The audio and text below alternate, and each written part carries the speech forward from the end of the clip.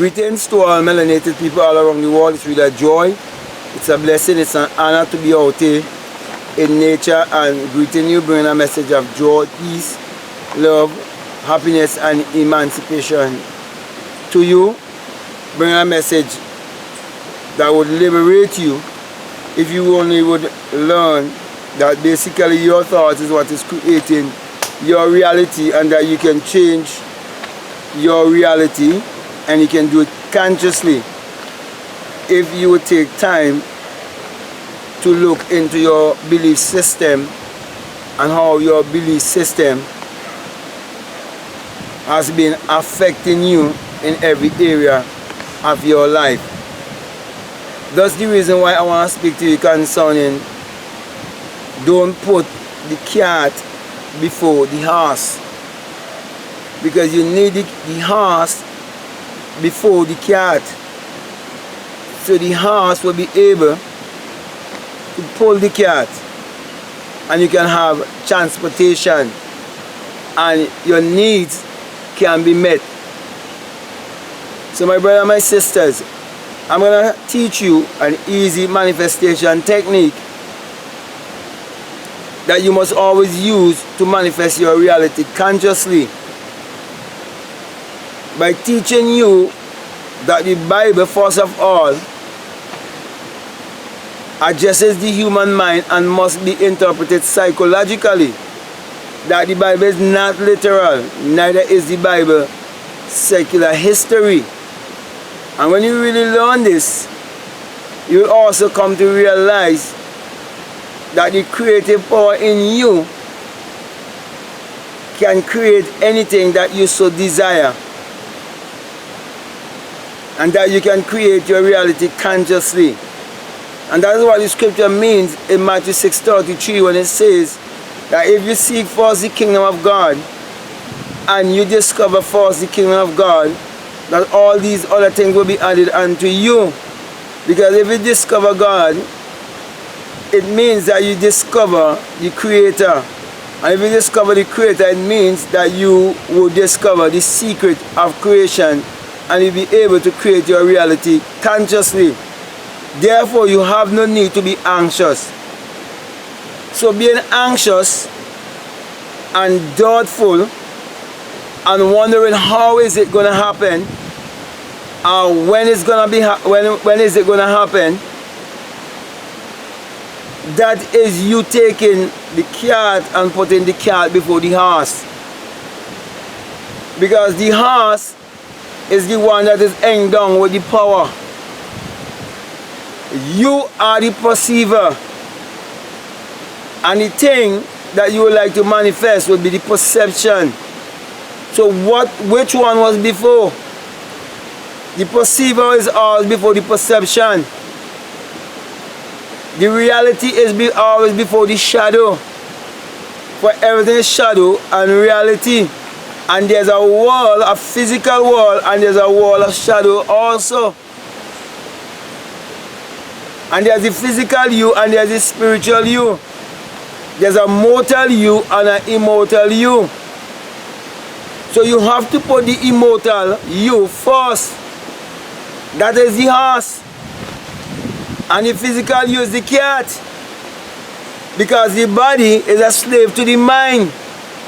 The body have to go wherever the mind tells it to go, and be whatever the mind tells it to be. And so too you are the one using the same law to create your personality or your reality. So my brother and my sisters, if you desire a home, or you desire a certain vehicle, or a job, or a promotion in your job, or you desire to start your own business, or to increase your business, or to start out or to venture on a new project, whatever is your desire, you have to see the power within you. And see that that power within you is the creative power. And that you have to put trust first in that creative power before you put trust in the things that you see in the outer. So don't look at the things that are around you that is telling you that you can't have it or you can't be it. Don't look at the distractions. Don't look at the cat. Look at the horse and believe that the horse can do it. Believe that the power can do it. Believe that the horse was born into this world to accomplish a certain work. And if it means pulling the cat, it is fulfilling its purpose. So the being in you has a purpose. And what is the purpose of the being in you? To prove that the Creator is in you. Because that being in you is that creative power. But you have to put the creative power to work. And the Bible tells you how to put it to work. And the most effective way to put it to work is just as you going off to bed. Around bedtime is the most effective time to use your imagination by taking your desire or your intention and seeing it in your mind's eye by closing your eyes and seeing things from the eye of imagination, the single eye, your third eye. And you can travel in your imagination. You can go wherever you want to go in your imagination. You can be whatever or whoever you want to be in your imagination. And if you trust and believe your imagination that all things are possible to them that believe in their creative power, the God within them, their own human imagination. If you believe that and you learn to use your emotion, which is energy in motion, and you can impress that feeling upon a subconscious mind, whatsoever it was that was your desire, it will be accomplished, it will be achieved, because you did not put the cart before the horse.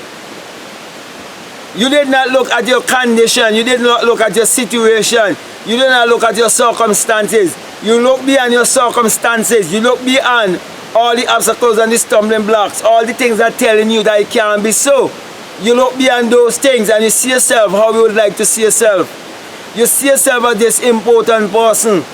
You see yourself as this person that has been well clothed. You see yourself as this person with an increase of income. You see abundance. You see plenty.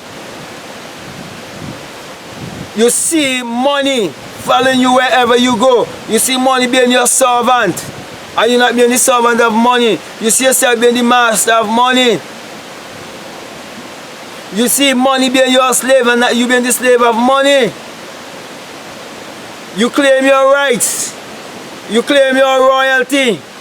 You speak it, you believe it, and you script it also. So you put it in writing so you will remember when you did set it in motion. And then you will realize that your thoughts is what is creating your reality. Especially when you feel it deeply and you use your emotion to contact your subconscious mind and register it on the subconscious mind. Then the subconscious mind will register it and the stream of life, this three-dimensional world, it will be expressed and you'll be able to touch it, smell it, feel it, taste it. Because everything that you see is spirit that becomes matter. And we are the real magicians. And we are the real creators. And we are the one who have to take our own destiny in our hands, because we are the Lord and Master of our own destiny. But the biggest distraction is when you take in the cart and put it before the horse. So my brother and my sisters, let me just reiterate for you again. It is said in the Bible that if you seek first the kingdom of God and His righteousness, that all these things will be added unto you. And I'm saying to you, when you find that kingdom, you find that horsepower, you find that creative power, You find the power that will enable you to achieve your every desire. So you're actually putting the horse before the cart and not the cart before the horse. You seek self-knowledge first, self-discovery first, self-revelation first. You seek to know who you are first instead of seeking after the created things. Okay, so you seek first and you find that you are the creator, and now you're in control of the creation because I was given dominion and power over everything that has been created. And now you are ready to take dominion and power. And now you'll be able to say, I am the head and not the tail. I'm above and not beneath. I am the lender and not the borrower. Okay, so that we say, my brother, my sisters, even those who believe that the Bible is literal and that the Bible is secular history, if we was to take the Bible as literal, all of the characters in the Bible, like Abraham, Jacob, Isaac, Joseph, all of them, and I'm speaking about Joseph in the Old Testament, they all were rich, and they had in abundance, and they moved from providence into prominence. So if that is the case, and they were like that, because they had a relationship with God, what happened to you who claim to have a relationship with God? Why your life is not a life of abundance also? Okay, so if that is not the case, try what I'm saying to you, do what I'm saying to you, because probably it means that you're putting the cart before the horse, because you do not know who you are and you do not know who God is. But this is the time for you to be in oneness. This is the time for you to be in union by accepting yourself, believing in yourself, and loving yourself, and believe in the creative power in you, and knowing that God is your own human imagination, the creator in man. So that means I want to thank you very much, and I want to encourage you, if you haven't subscribed, to subscribe, or you can like, comment, and feel free to always share this message if you see that it is very much needed to be shared. And if you're putting it to work in your life and you see that it is definitely working in your life, you'll be willing to share it with someone also.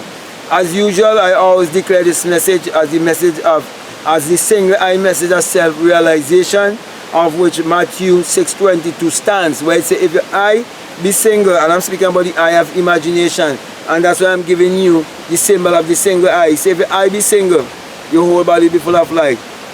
And I'm saying to you, my brother and my sisters, when you have the experience, you will come to realize that it is the rising of the S-U-N in a S-O-N, and that it is the dawning of a new day in your life. And that without the sun there is no life and there is no light. And whatever the sun shines upon, it brings forth in abundance. And without the human imagination, there isn't anything made that was made.